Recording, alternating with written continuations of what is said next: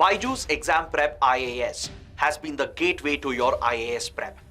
Our YouTube channel is going to get even better from 2023. Starting 2nd January, the Hindu newspaper analysis will be conducted live every day at 10 a.m. by your beloved faculties. Not only this, we have a whole new set of initiatives lined up for the new year to help you clear this prestigious exam. So subscribe to our YouTube channel now and give wings to your civil services dream. Hello and welcome to Byjus Exam Prep IAS. Let's get started. I'll look into the first article. The first article says a failed attempt at decriminalization. Let us try and understand what is this article all about. Let's look into the context. The Union government recently tabled the Jan Vishwas Bill 2022 in the Parliament with the objective of decriminalizing 183 offences across 42 legislations and enhancing the ease of living and doing business in India. When it comes to the laws in the country, we have the civil laws. We also have the criminal laws as well. When it comes to the criminal laws, which are the major laws that we have? We have the Indian Penal Code, we have the POCSO Act as well, we also have UAPA, we also have NDPS. These are some of the criminal laws in the country. We also have the civil laws in the country as well. Let's say the Contract Act, Transfer of Property Act, Sale of Goods Act, so on and so forth. So what this article and this legislation primarily looks at is there are some provisions in all these laws which criminalizes, which basically means a penalty is imposed on this particular person and he might be thrown behind bars. So imprisonment provisions are present in some of these legislations. So what is this bill doing? This bill is removing this imprisonment provision and replacing it with fines. So basically, if they have committed a mistake, they should not have been imprisoned for such a mistake, but they are imprisoned under the present laws.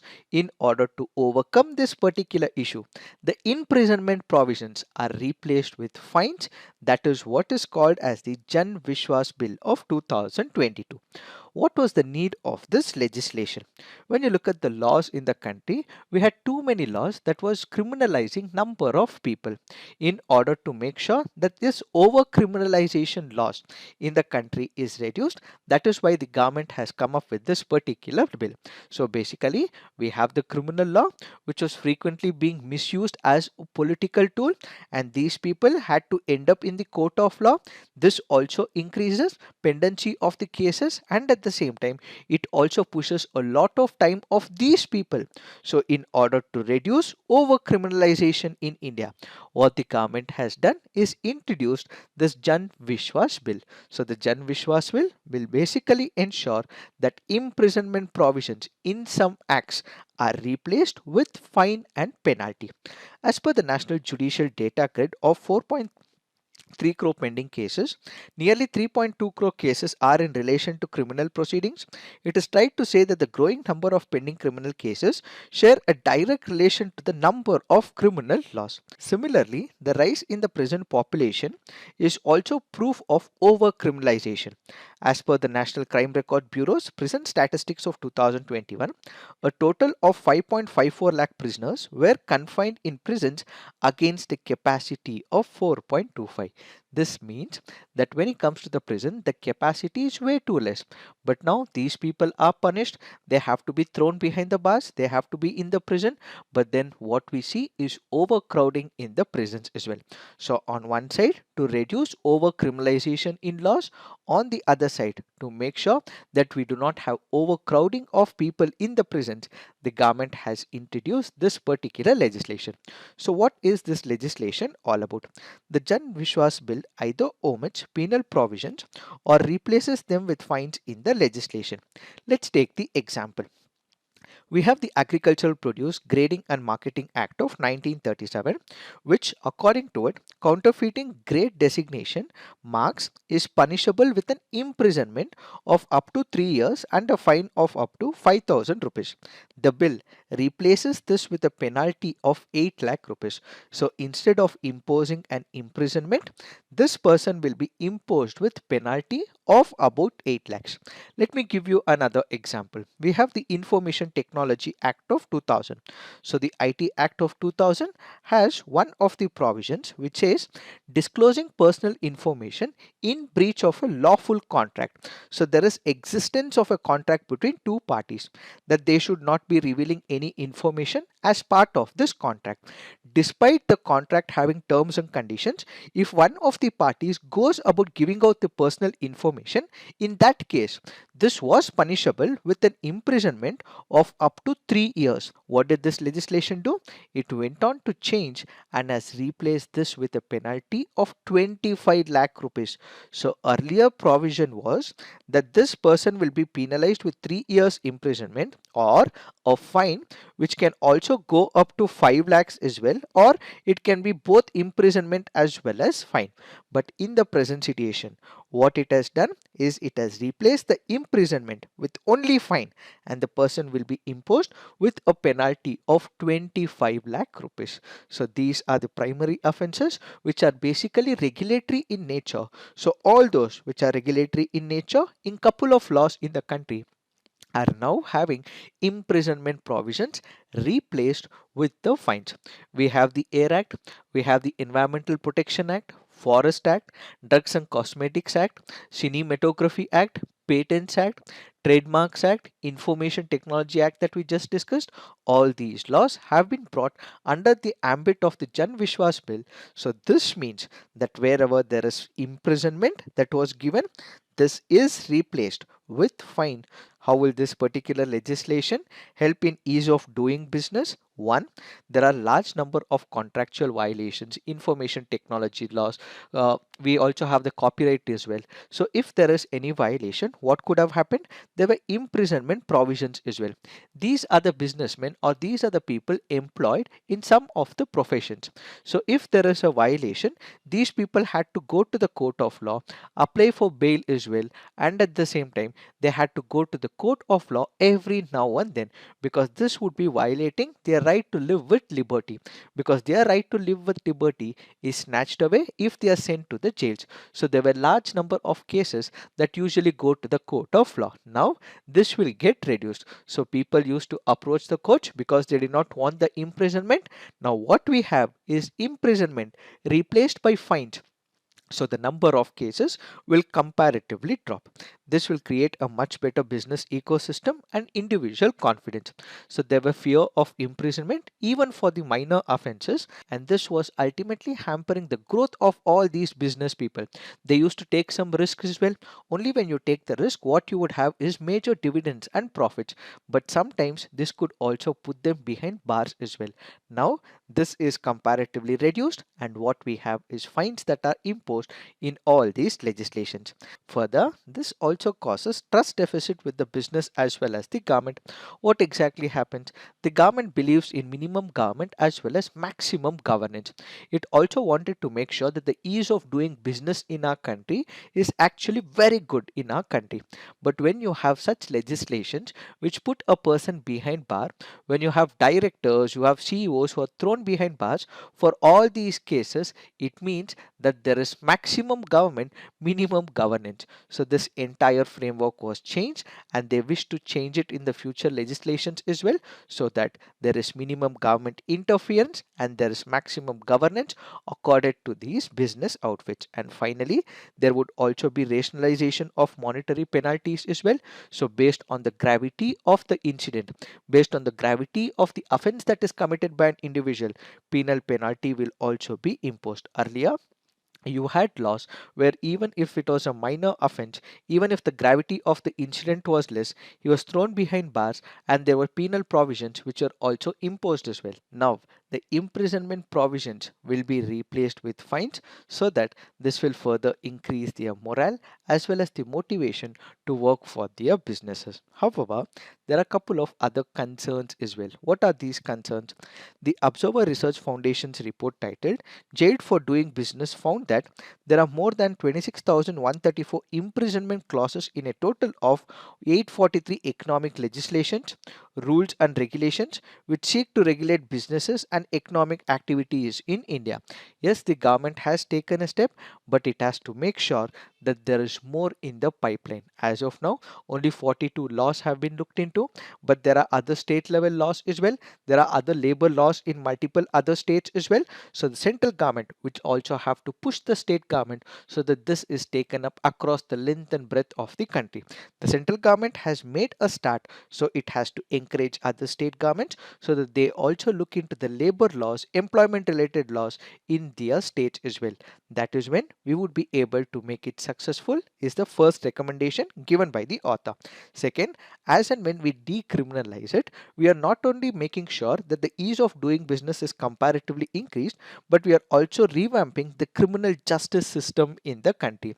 So the author also says, as much as we are looking at business laws, the business laws where imprisonment provisions are there are being replaced with what is called as fines. Similarly, a larger ambit of UAPA, or let's say for example NDPS Act, there are few grey areas or certain provisions which should not be present in the modern democracy. Such should also be relooked into, and what we have to do is urgently access the need for bringing a change in the larger criminal justice system. Now let's look into the next article. This article says India must build awareness on population control. The article here is speaking about whether a legislation has to be drafted, a law has to be implemented about the reproductive rights of the couple. Let us try and understand what is this article in greater detail. Two members of parliament introduced in the Lok Sabha a private member's bill aimed at population control in India, stating that population rise is the most significant reason for India's slow rate of development. The bill argues for an immediate need for population control. This article here is looking at two important framework. One is with respect to the population control, the other is with respect to the private members bill. What is this private members bill? We have something called as the government bill. We have something called as the private members bill. What is this private members bill? If there is a member of the parliament, irrespective of whoso that person is from any political party, if he is not a minister, not part of the cabinet minister, in that case, any member, even if he is from the same political party which is formed the government, that person's bill that he is put out in the Rajya Sabha or the Lok Sabha is what is called as the private members bill. If a bill is introduced by a minister, that happens to be a government bill. If the bill is introduced by any MP who is not a cabinet minister, in that case, that is what is called as the private members bill. For example, we have the BJP which has formed the government at the central level. So if he is not a minister, he can be the member of parliament but not a minister in the government. Even if such a person introduces a bill, that is also called as the private members bill. What is this article speaking about? The other part of this article is speaking about the population control. So there are MPs who have presented this private members bill. All that they are seeking is for coming up with the legislation so that they would be able to control the population explosion by implementing a law. So the author goes on to say, such a law is not a necessity. We were the first country to come up with the population control laws back in the 1951. Back then, we have had a significant rise of population. Even now, what we are witnessing is rise of population. But there is another thing that we have to look at, and that is total fertility rate. The total fertility rate was about 5.9%, and now it is about 2%, which basically means the population has stabilized. So the government need not have to come up with the population control legislation, is what is this article all about. So we will try and understand and look at pros and cons. Do we require a law? Do we not require a law? First, let us look at some of the arguments which say that such population control mechanisms, legislations should not be introduced in India. What are the reasons for the same? We have the Uttar Pradesh government and the State Law Commission of Uttar Pradesh, which came up with a proposed draft bill, that is the Uttar Pradesh Population Population Control Stabilization and Welfare Bill of 2021. According to this legislation, it goes on to say that if there are couple, if they have more than 2 children, in that case, they would not be provided the government job. This way, the author goes on to point out the gray area. If there are couple who do not have more than 2 children, but then they get the government jobs as well. After they get the government jobs, what if they have the third child? This is not addressed in the legislation. That happens to be the first major concern. The second major concern, the second major concern is with respect to the total fertility rate. When you look at the total fertility rate, when you look at the population at the time of independence, the total fertility rate was about 5.9%, but now it is reduced to about 2%. In fact, it is way less than the replacement level, which is about 2.1%. So while it is already being stabilized, why introduce a law and further decrease the population where we need the running population happening in the country, says the second argument. The third is with respect to the encouraged set selection. What is this? Let's say, for example, if there is an imposition in a law that only 2 children are allowed, what would happen? We have a patriarchal mindset in our country. There would be people who would have male preference as their children. So in that case, they would also want to see whether they have a male child or a female child. And if it is a female child, this can also lead to death of the female child because they have the patriarchal mindset and they would have the female prioritization and they would have the male prioritization as well. So in this particular case, there can be illegal practices, unsafe abortion that can be collected for the desire of a male child. So this will encourage sex selection, and at the same time this will have more abortions as an alternative. And when women go through massive abortions, this can also impact their health as well. This is another major concern if a law is introduced in the form of population control. Finally, this particular law, if it is introduced, it is also anti-poor. Why is it anti-poor? That is because the author goes on to say that when it comes to the reproductive rights, it is the rights of the people. People choose whether they want to have the kids or not. It is the right to choice of the people as well. It is the right to his or her sexual satisfaction and reproductive rights as well. Why is the government entering within the right to choice premise added to it? When it comes to the poor people, they also have an assumption that more the hands, much better it is for their own economic progress. So when it comes to the poor people, they have an understanding that if there are more children at their homes, there'll be more people who would be working and they would be able to progress economically as well. If this law is introduced, population control law is introduced, in that case we are taking away their right to choice. This basically means we are also violating their right to choice as well as reproductive rights as well. These are some of the concerns with respect to India. Now, if we draw a comparison to what happened in China, China had a one-child policy.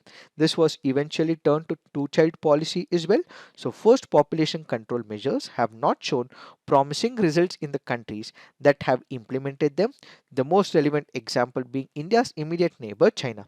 The one-child policy has proved to be disastrous, causing a demographic imbalance. The population of China is aging faster than in many other modern countries owing to the policies of the forced population control.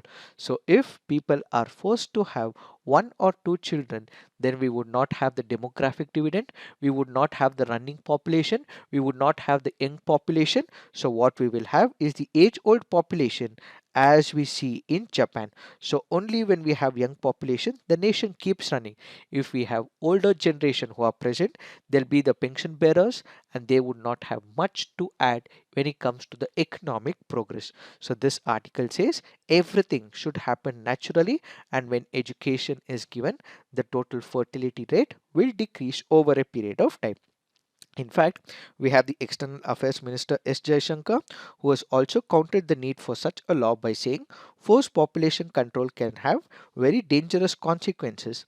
It can create a gender imbalance, says External Affairs Minister Jaishankar. So we did discuss why population control laws should not be introduced. Let's look at other set of arguments which says yes, population control laws will have to be implemented. Why? That is because when you look at the larger picture, We as the human race have been present in the earth and we have created massive destruction to the entire world. So debate over population explosion has erupted after recent ecosystem assessments pointed to the role of human population in driving other species into the extinction and precipitating a resource crunch. This basically means once we have more population on earth, we will ensure that we enter into their habitats, animals habitat, and this means that animal species go on decreasing. There is biodiversity loss, and with increase in the population there will be drop in the resources as well. This is the primary reason why we have to come up with the population control policy. Second is to do with the unemployment crisis. What exactly happens? The railways releases one of the notifications. This is for a group C service or a group D service. Who are the people who apply for it? It is the PhD holders. Check the state of Indian employment. There are peons who are called for. This means persons who have not even cleared 10 standard or not even 12 standard, such people should ideally apply for the peon job. But who is applying for it? People who have bachelor's degrees, people who have master's degrees, people who have PhDs as well.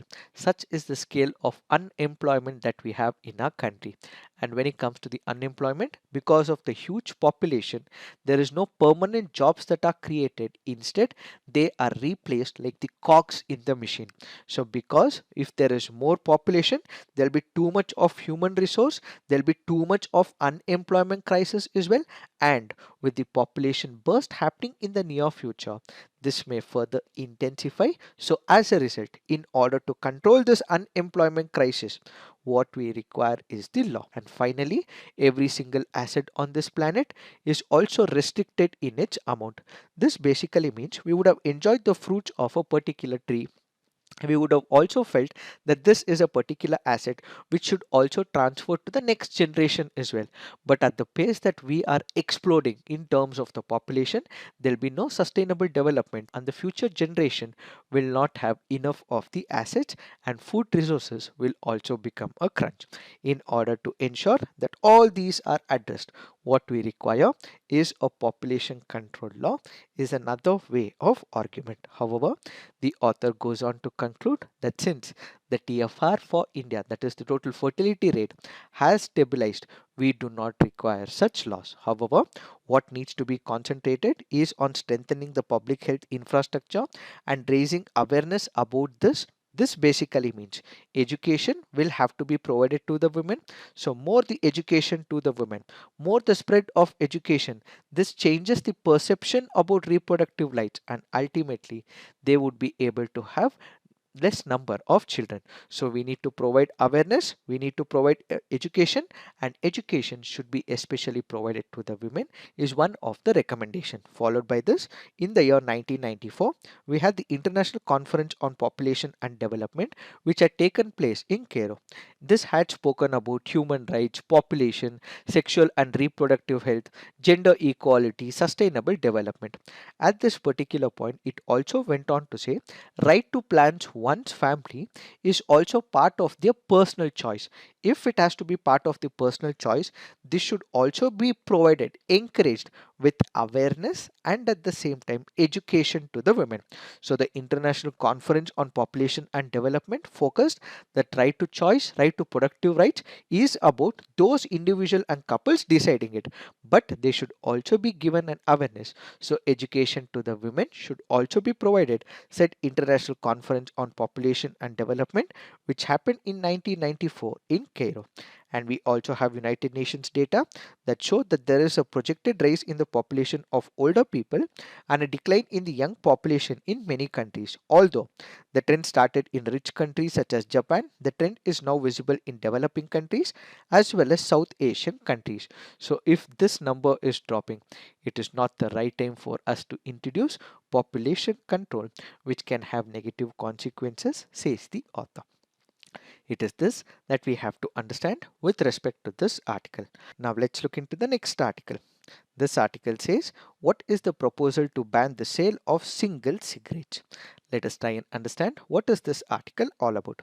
We have the Parliamentary Standing Committee on Health and Family Welfare in its latest report about cancer management, prevention and diagnosis recommended that the government institute a ban on the sale of single sticks of cigarettes. What do we understand by this? When you look at the cigarette packs, what does it come in? It usually comes in a pack, and this particular pack usually will have about 10 cigarettes or 20 cigarettes. So the Parliamentary Standing Committee on Health and Family Welfare goes on to say that as of now, if you go to the shops, they will give you individual cigarettes.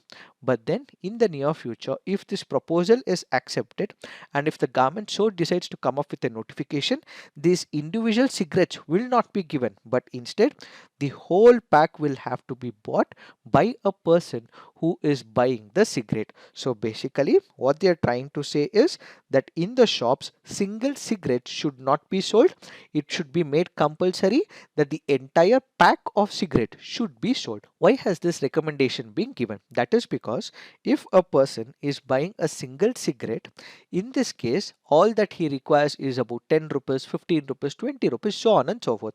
He would be easily able to give this particular amount to the shop person and ultimately buy this cigarette as well.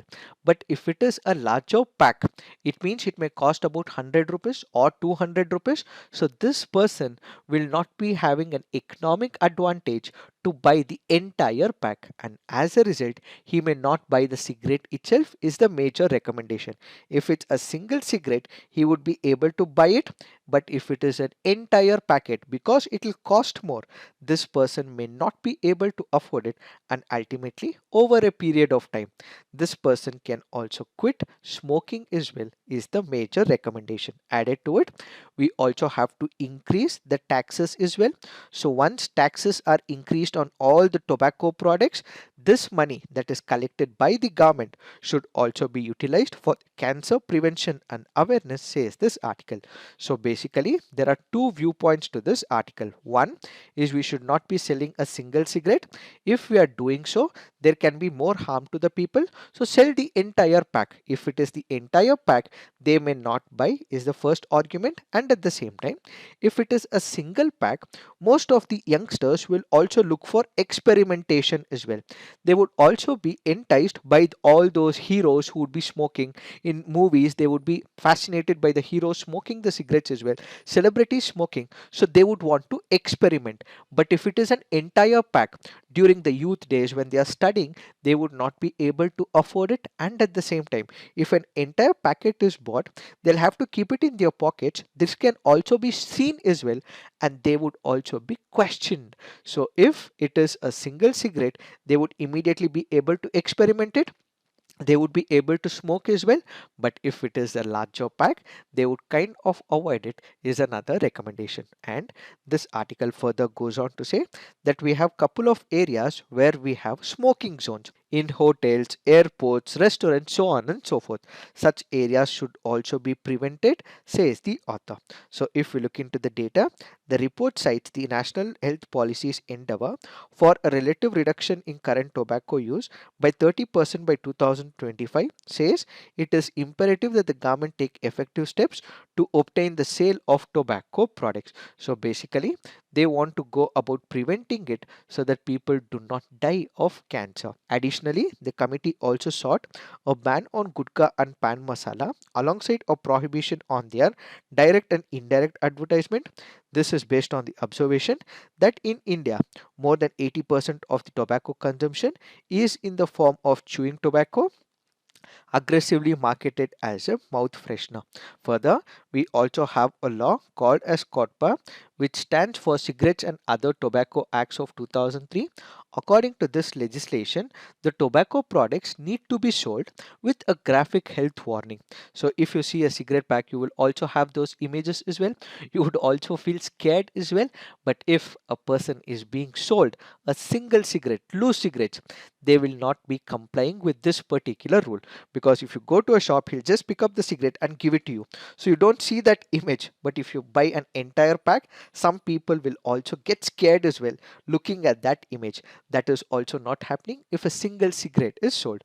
So this article currently goes on to say that we have to regulate it, we have to stop giving single cigarettes, and we have to give or sell it as a whole, and at the same time impose the taxes as well, so that people do not go about buying this particular product, so that we can prevent cancer in the near future. It is this that we have to understand with respect to this article. Now let's look into the next article. This article says delegated laws should not travel beyond purview of Parent Act, says the Supreme Court of India. Let us try and understand what is this article all about. We have three organs of the state. One is the legislature, second happens to be the executive, third happens to be the judiciary. The legislature make the laws, the executive implement the laws, the judiciary interprets the laws. So who makes the laws? It is the legislature. So what will the legislature do? They principally come up with the laws, and when they are not able to come up with the rules, and if these rules are allowed to be made by the executive, that is what is called as delegated legislation. Ideally, the legislature are supposed to make the laws, but when they're not doing it, but instead this particular power is given to the executive to make the rules, where they would have created a parent law. Under the parent law, if rules is delegated to the executive, that is what is called as delegated legislation. So in delegated legislation, what we have is a parent law. So they would give the structure, they would give the skeletal structure of this particular law, but the muscle, the blood will be filled in by the executive, which is called as the delegated legislation. So the legislature is giving preference to the executive, where it is asking the executive to draft the rules within the ambit of the parent law, is what is called as delegated legislation. This delegated legislation is also called as the subordinate legislation. We know for the fact that the legislature makes the laws. It is in the form of an act. So the parent act is what is done by the legislature. Under the parent act, if there are rules that are made by the executive, that is what is called as the executive rules, or delegated legislation, or subordinate legislation. What are the factors leading to the growth of the delegated legislation? The first happens to be the parliamentary time. What is the issue? When it comes to the parliament, they do not have too much of time to look into all the laws. They do not have too much of time to discuss every kind of legislation. So what do? They basically come up with a skeletal structure, and they give this authority to the executive to come up with the rules within this particular skeletal structure. Since the parliament does not have much of the time, and since rule making also requires a lot of deliberation as well, this is given to the executive. The second is with respect to the technicality. Let's say, for example, when it comes to the legislature, what exactly happens? They are representatives of the people. This person can be any person who need not have to have any technical qualification as well. But when it comes to few laws, for example, data protection, or if it is to do with the science and technology and its policies, these will require the technical experts. So what will happen?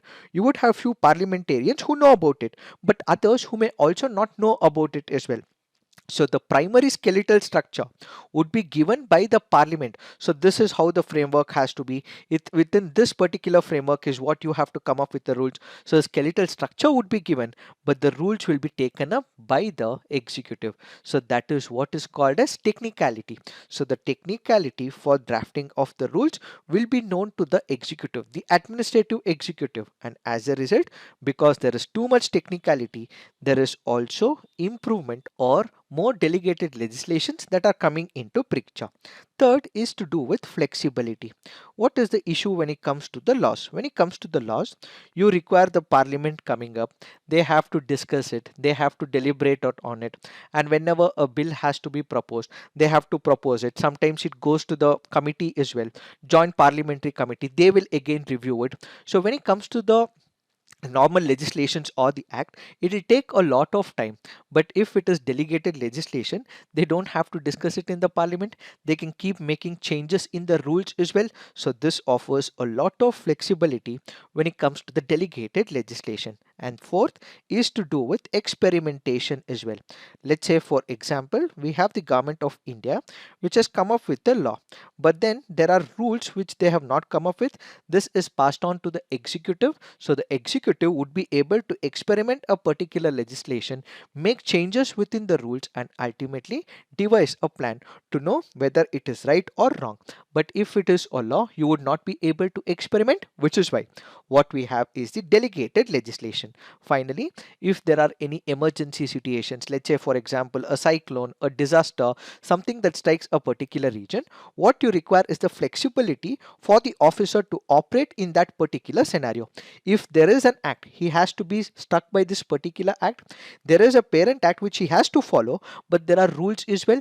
These rules can also be changed during the emergency because he is being given that executive authority. So because of all these factors, pressure upon parliamentary time, technicality, flexibility, experimentation, emergency, so on and so forth, what it requires is the legislator creating a parent law. Under this parent law, rules can be given to the executive. So certain amount of legislative work can be delegated. That is what is called as delegated legislation. So in delegated legislation, what you have is a parent law.